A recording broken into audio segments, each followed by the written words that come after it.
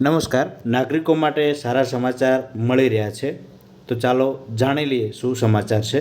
નવા હો તો ચેનલને સબસ્ક્રાઈબ, લાઇક અને શેર કરજો. જીએસટી કાઉન્સિલની 56મી બેઠકમાં 12% અને 28% ટેક્સ સ્લેબ દૂર કરવામાં આવ્યા છે. હવે 5% અને 18% ટેક્સ રહેશે.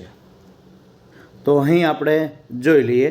તેની અંદર પ્રથમ છે કે ફાર્મર અને એગ્રીકલ્ચરને લગતા તેની અંદર જે 18% અને 12% ટેક્સ હતો તેની અંદર હવે 5% ટેક્સ થઈ ગયો છે.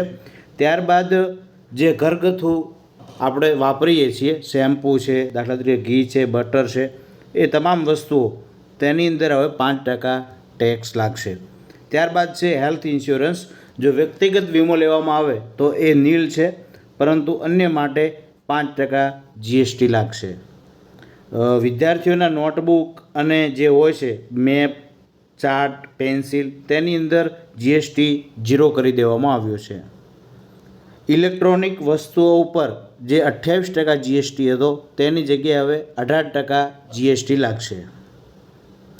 ઓટોમોબાઈલની વસ્તુઓ ઉપર જે 28% જીએસટી હતો તેની અંદર હવે 18% જીએસટી લાગશે. તો આ છે એ 22મી સપ્ટેમ્બર 22/9/2025થી આ લાગુ થઈ જશે. નવરાત્રિના દિવસથી, પ્રથમ દિવસથી. તો આ એક નિર્ણય લેવામાં આવ્યો છે. જેમ જેમ આપણા ધ્યાનમાં આવતા વસ્તુ આવશે એમ અમે તમને જણાવતા રહીશું. Thank you. આભાર.